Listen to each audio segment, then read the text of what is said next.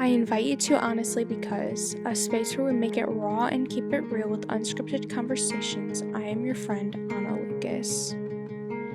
Have you ever waited for something? Do you feel like you're currently waiting for something? Are you feeling stuck and waiting? If you have said yes, you are not alone, because I have too. I have felt all of those things, and in those situations of waiting, I have experienced this thing that I like to call the red light syndrome. The red light syndrome is something that I feel like all of us at some point have experienced, and that is being stuck at a red light for a long time and feeling like it has gone through its cycles, and you're at a four-way intersection, and all of the other directions but yours has gone, and they've cycled through the green lights, red lights, yellow lights, all of that, and the turnings, left lane, left turns, all went through their cycles but your lane. And so with this, it's like you feel like the light isn't going to change, and you feel like it's not going to get to your cycle. So this red light syndrome is the being and feeling stuck in life and feeling like everyone is moving and going places but you. And because of this, you start growing on a little bit of frustration. And my husband told me the story one time about him. He said he was driving, I think it was like home from the gym or something, and it was late at night, and he said that he was stopped at a red light, and he watched all the other lights go through their cycle. He said it was probably about 3 times that they all went through their cycle without his going through its cycle to let him go straight. And so he said that he ended up getting to a point to where, well, I can see that there's no one coming. These lights are all going through the cycles but mine must be broken. And so in order for me to move, I just need to go through it when I know no one is around. And so that's what he ended up doing. He ended up saying, like, okay, there's no cars coming. I see no one's coming. My light still hasn't changed. Okay, I'm going to go. And so he ended up moving through that red light, even though it never changed.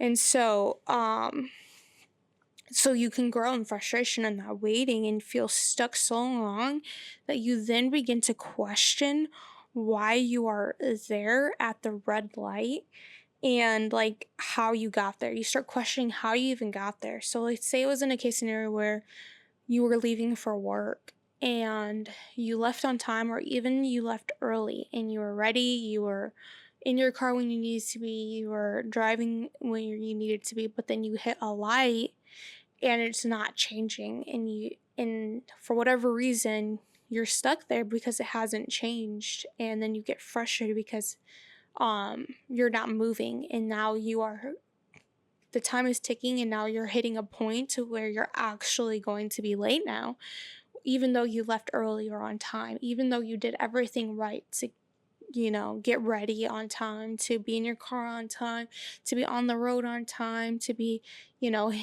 hitting certain points of traffic, or like let's say like traffic points, so you're moving forward on, you're right on schedule, but then you hit this light and then all of a sudden you're not moving anymore. All of a sudden you're no longer progressing forward as you had thought you would or planned you would. And so then you forget how you got there, or you start to forget how you got there at the red light, and you as well as begin to forget the purpose of the red light. So we know that, like, when you learn to drive, you know that there are traffic laws. There are traffic laws that have been made that you have to learn. You have to learn how to read the signs and the lights, the colors, all the things.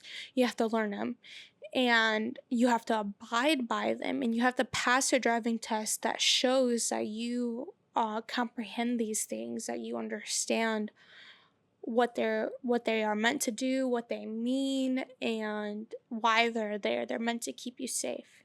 You trust that the system that has been built to keep you safe works, and so you then abide by it. And you also trust that everyone around you is also going to abide by those same laws to ensure that everything works smoothly, correctly, safely. And so, you begin to forget that that red light is actually a symbol of the bigger infrastructure of the traffic laws that are meant to keep you safe. And so you wonder why the light is there and begin to think that it is doing you more harm than good. So you think like I said, you forget the original purpose behind and meaning behind the red light. So you begin to think that it's actually doing you harm because now you're late for work. Now you're running behind schedule. You're starting to feel stuck now. You're starting to feel like this light's never going to change. It must be broken. You think something's wrong with the light. But you're watching everyone else move forward. You're seeing everyone else move throughout their day, and you're thinking, why are they able to move forward and I'm not? Why are theirs cycling through but mine? And that is actually, then you feel like the light is actually withholding from you and stopping you from getting to where you need to go. And in this case scenario, it's work. It's stopping me from getting to work. I can't be late. If I'm late, then there's repercussions. I get written up, or I get points, or I don't know. It depending on where you're at in that process. Maybe you'll get suspended. Maybe there was some other case scenarios when you were late or had to call off sick, and now it's at a point where you can't afford to miss work. You can't afford to be late, and so you're stressed, and you forget why that red light's there. And all you can think about is that you're stuck at this red light, and that you feel like it's withholding from you, that it's stopping you from where you want to go, where you need to go, and where you feel that you should be. Because of this, you then begin to think that you need to take things into your own hands.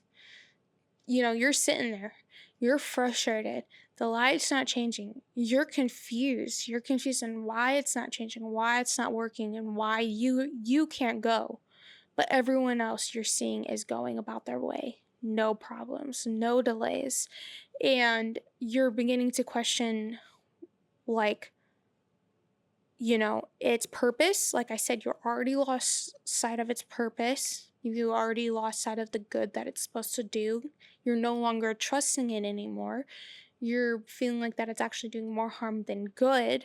And you're starting to think, well, I can't trust this light. I can't rely on this light. Clearly, I've waited minute after minute after minute. I've been sitting here for 5 minutes, 10 minutes, 15 minutes. And, that can turn into a long time. And then each minute that goes by, it seems to go slower and slower. Have you ever been so excited for something and, like, you're just counting down the days or the hours until you can do that thing? Like, have you ever gone to school and then you couldn't wait for summer vacation to start and you're counting down the days, and man, sometimes those weeks feel like months, and those days feel like weeks, and those hours feel like days, and so on and so forth? It's just like it gets exhausting. You feel like you you start getting anxious and feel like you can't make it. And those minutes while you're stuck at that light in your car, those minutes are feeling like that. They're beginning to stretch. They're beginning to elongate. So maybe in the bigger picture of things, you've only been there for 5 minutes. But in the long term of things, because it's elongating and you feel the pressure of, in this case scenario, being late to work, you're going to be late. You need to go. You need to keep moving forward. But nope, this time is elongating. And so minutes, seconds begin to feel like minutes, minutes begin to feel like hours, hours begin to feel like days. And so these minutes begin to stretch and feel like you're there for a very, very long time. And so because of this, you're getting anxious. You're feeling stress. You're like, my goodness, like you're angry. You're thinking, I need to move. At this point, I don't care at what cost I need to move. I just know that I need to move. I need to move forward. I need to get going and continue going where my destination is. And I need to do this even if that means breaking the law, even if that means going against the very infrastructure I agreed to follow when I got my license, when I got my temps, when I took my driving test, all of that. I'm now beginning to consider to break the infrastructure that I've trusted all this time to keep me safe. I am now considering to doing something drastic despite what that means, despite the harm or the danger that can come from that, from not following the law and trusting the law and the red light to keep you safe and to do what it is made to do, which is to go through its cycles and to allow things to keep flowing as they should. And so you're stressed, you're anxious, you're late, the minutes are feeling like a very long time. They're feeling stretched, and you think that despite the harm and the risk that could happen, you are like, I need to do something. I don't know. I need to turn around. I need to go back where I came from. I need to do a UE and change the direction. I need to, maybe get into the right lane and turn right on red when there's an opening, and then, do one of those weird UEs and come back to the other side and then turn right on a red and go to where you need to go so you can go straight. I don't know if you've ever seen someone do that, but I've seen someone do that. I've seen someone like bend the laws, quote unquote, bend the laws in a way to benefit them so that they could keep moving forward. But they actually did it illegally, that if a cop had seen them, they would have been pulled over.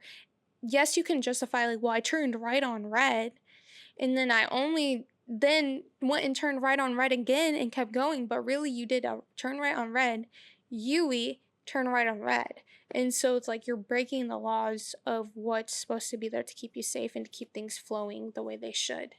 And so I've seen someone do that. And I've joked about doing it myself when it does, because I've been in that situation a lot of times where I've like, my goodness, this is taking forever. Like, why is this taking so long?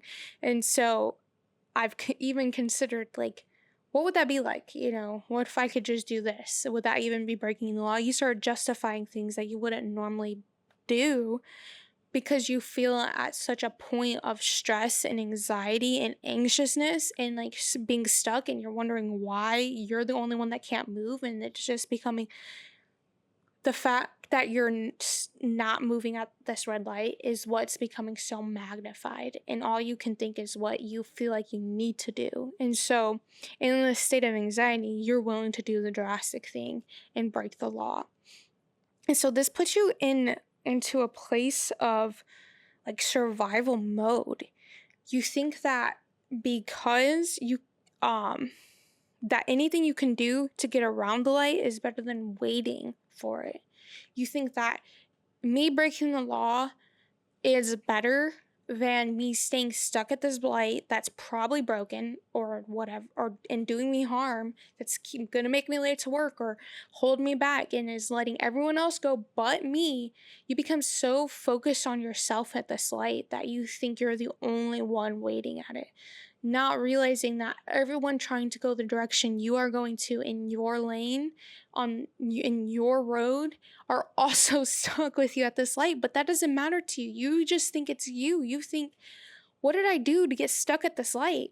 Did I make a wrong turn? Should I have gone around this way? Like, I don't know. Should I have put my maps on and checked the traffic and seen that this was not flowing? And you start questioning what you did and what you trusted and how you did things and if it was enough. And if you're enough because you feel like everyone else is moving and if you're not moving, then you're not enough, that what you're doing is not working. And so you trusting the light isn't working. You trusting that it's going to cycle through the way it's supposed to isn't working. And so you're at a point where it's just like, okay, I need to go outside of this light. I need to go outside of the laws that I trust every single day. I don't care what it takes. I need to do something drastic because if I don't, then I'm not going to move. And I'm going to be the only one stuck here. And I'm going to be late and whatever the stresses are of that destination, you start feeling that like anxiety and that anxiousness and that stress of not moving and feeling now it's just you. Now you're waiting here alone and this light is doing damage onto you. Now you're doubting yourself, doubting the decisions you made to get there, and you're doubting and you're feeling like you're there all alone and that you're the only one waiting. And so this anxiousness puts you in survival mode and makes you do something drastic. And you think that it's you doing something drastic is better than waiting for that light to do its job. And you think it probably never will happen. You actually begin to believe that it's just not going to happen. The light's never going to change. And it makes you feel like you can't wait any longer at this light. That every second feels like a second against you. It feels like it's actually gonna break you. It feels like it's chipping away at you. And like with a drop of water. Have you ever been falling asleep and you didn't even remember that there was a clock in your house, like one of those the arm clocks? You didn't even remember, but for some reason you just all of a sudden hear it like tick, tick, tick, tick.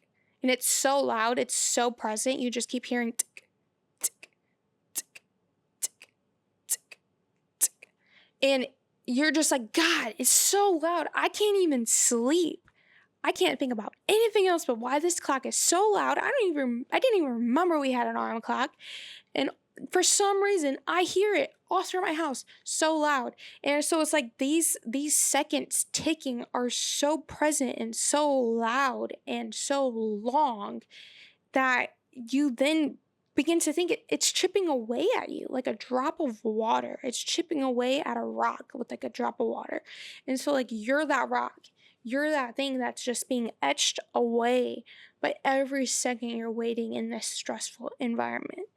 In this mode of feeling like you need to survive. You need to do something drastic to change, to move forward.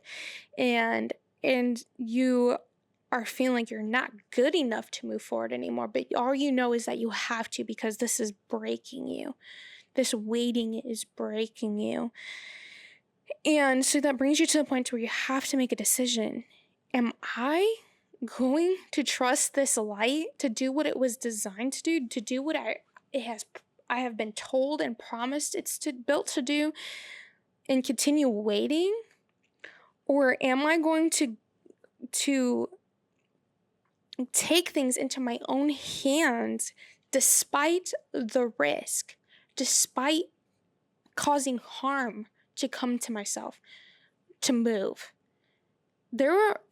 Has been a lot of times in my life where I felt like there were situations in my life that I was waiting for something, that I was waiting patiently and aiming for something and working hard for something that I felt like was never going to come, and in some cases hasn't come. And it's been to a point to where it's like, man, everything I'm doing, everything I'm aiming at, everything that I'm trying to point myself to and improve myself to do and get better at doing things, and it's not adding up because I'm still not moving. I'm still not moving forward. I still don't have evidence of my work paying off. Like I still am stuck in the same place, in the same environment, and I haven't gone anywhere. All the while, all the people around me that I see and love and care about, and even people I don't know, are moving forward. They're getting the very things that I want. They're doing the very things that I want to do. They're getting what I'm striving so hard for and trying to be patient for. And I'm stretching myself and thinking, I just need to be more patient. I just need to work harder. I just need to be better. If I could just do this, then that will change something. If I could just buy this thing to make this easier, then it'll go faster. It'll get easier. But in reality, that's not true. And so I have had this red light syndrome so many times in my life. In the most recent case that it has happened, I literally felt like it was chipping away at me, who I am, everything I've believed in and aimed at, everything that I valued, everything I cared about began to seem wrong, began to seem impossible, began to seem like it didn't matter because nothing I did was enough to make it move, to make it change, to better where I am and at that time, and where I feel like I want to go. And for me, everyone else gets to do that. Everyone else looks like they're doing that right now. Everyone else is getting their light cycled through like normal. It's taking minutes for them to get through full cycles, whereas I've been sitting here for hours, for days, for weeks, for months, and in some areas of my life, waiting years. And I'm thinking, why? Why? Isn't it normal to keep moving? Isn't it normal that when you work so hard, it pays off? Isn't it normal that things end up turning out the way it should and pay you back for the work you've done? And I've hit this point. Sorry, I'm trying to keep an eye on my battery because I forgot to charge my camera. So you hit this point where of desperation and you're now questioning all that you valued, all that you thought, and everything that you thought you've been doing that was good and right and enough. And you then have to decide, am I going to trust this infrastructure? Am I going to trust this light to do as it's designed to do, to get me to my destination safe? Or am I going to go against this infrastructure, be disobedient to this light and infrastructure, and take it into my own hands and move forward at a risk? I mean, let's take this to a drastic place, okay? Let's say theoretically we're literally at a red light and we're in this frustration and we're in this stress and we need to get somewhere. And we decide we're going to go and break the law. And we do a Yui and we go against the traffic that is going where we were going and cause an accident.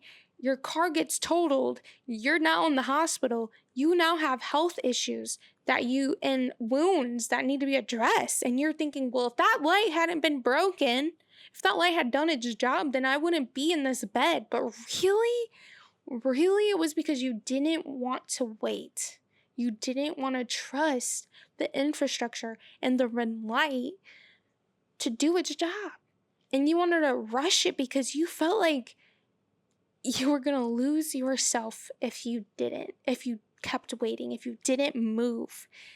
And so I was in a situation where I felt like all these things I've been waiting for, it all just came to a head for me. And it felt like everything was a reminder of what wasn't happening. Everything was a reminder of I'm, quote unquote, the only one waiting. I'm the only one here not getting where I need to be, not doing what I want to be doing. But in reality, that's not the case. And so in my situation, I had to make the decision. Am I going to trust this?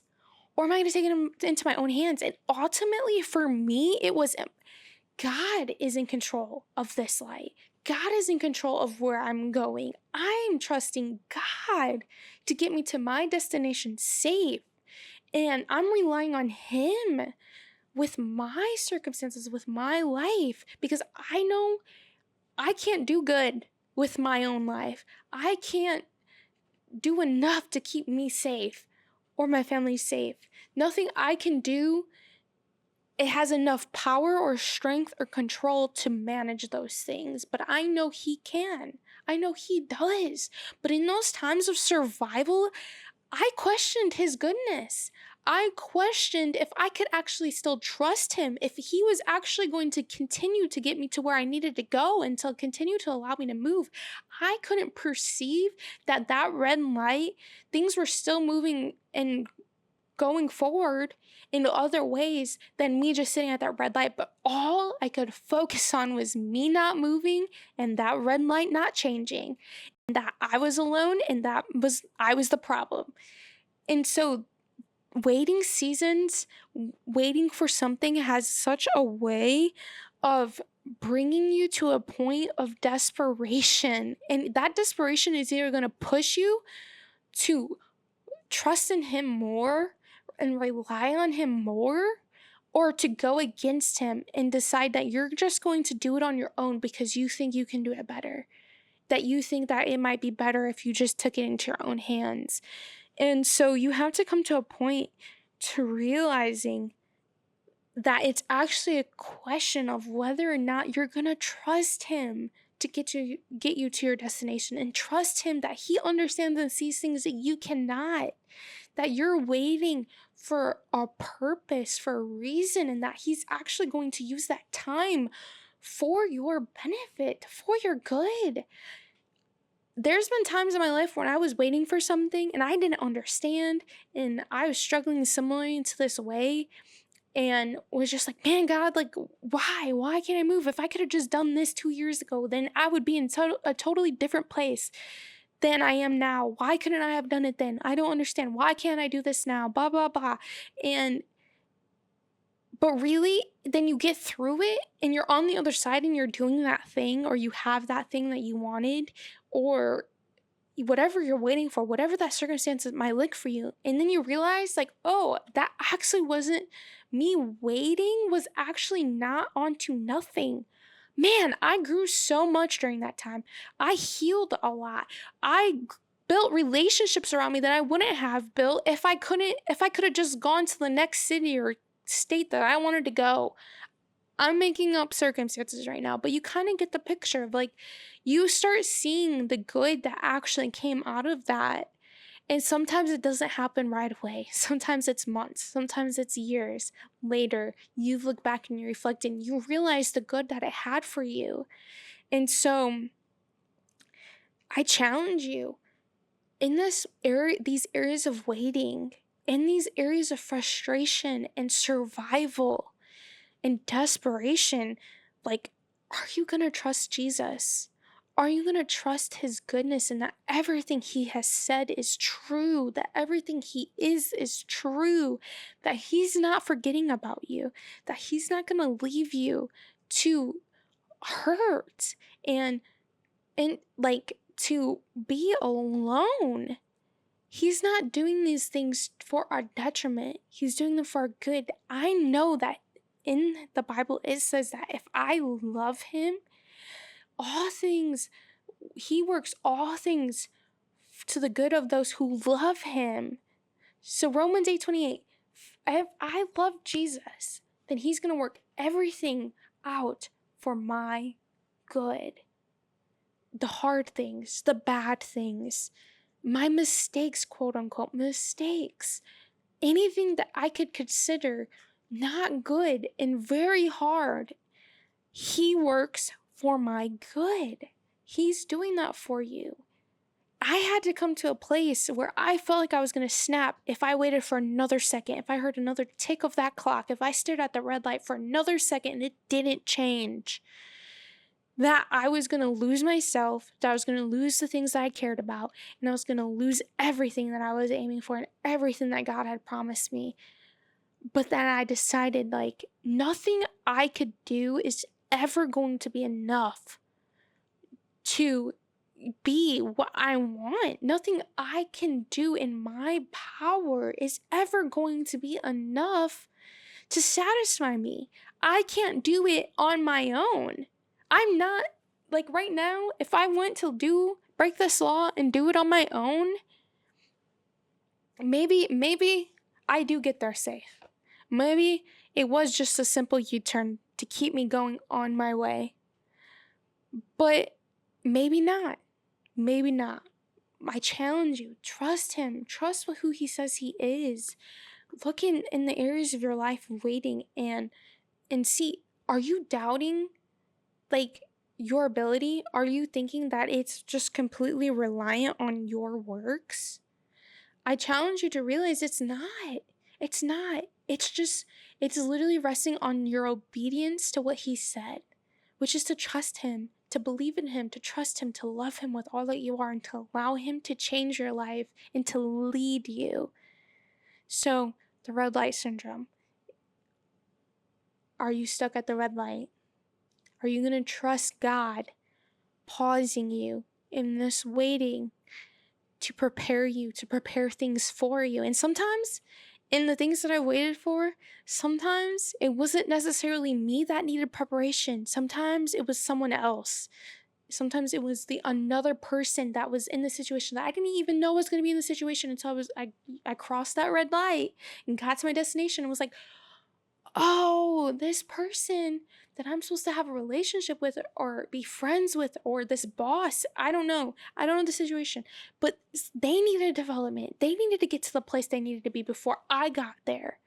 Or this, I've heard stories of people getting a house and they're looking for houses for years, and then all of a sudden the perfect one opened up, and you hear the story on why it opened up at that time, and you think, my goodness, the house I've been waiting for just all of a sudden opened up because of this random circumstance for these other people.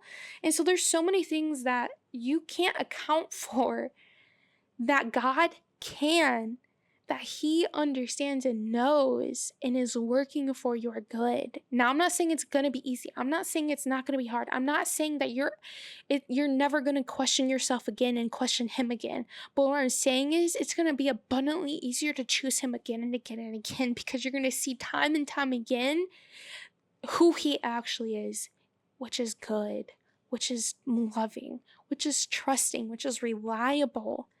And he's here for you. And so you're going to trust what the word says, that he's going to work these things out for your good because you love him and believe in him. And so, are you going to trust him to lead you out of this season of waiting when it's time? Are you going to trust him to give you peace in this very moment while you're waiting? Or are you going to allow this waiting to bring suffering and cause you to be in doubt and survival mode? You can wait in two different ways. Or are you going to take it into your own hands?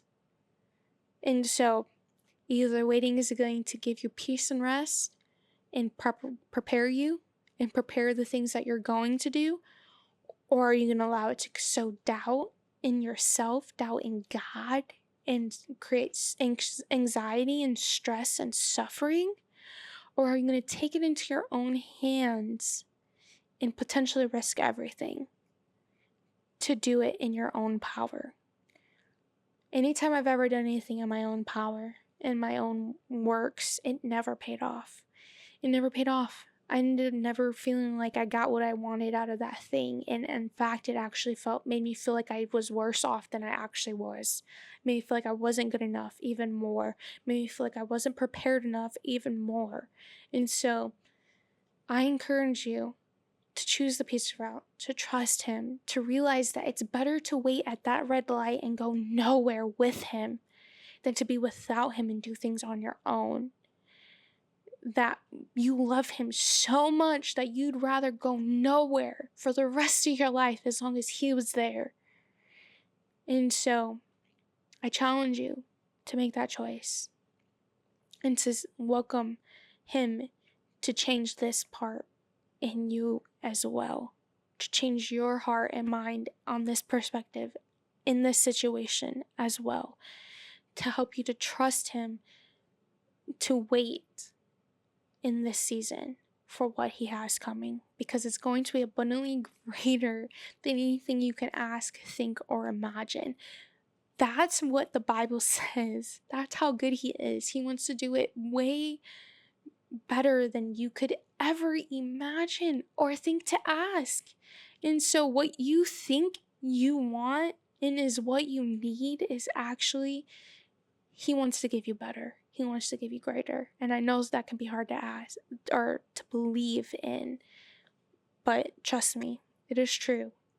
And there will be times where I do share stories on that very thing of His goodness showing out more than I ever imagined or could ask, and how He hasn't disappointed me. I know how blinding the waiting can be, but you're not alone. Many people are waiting. I'm waiting. We are waiting together.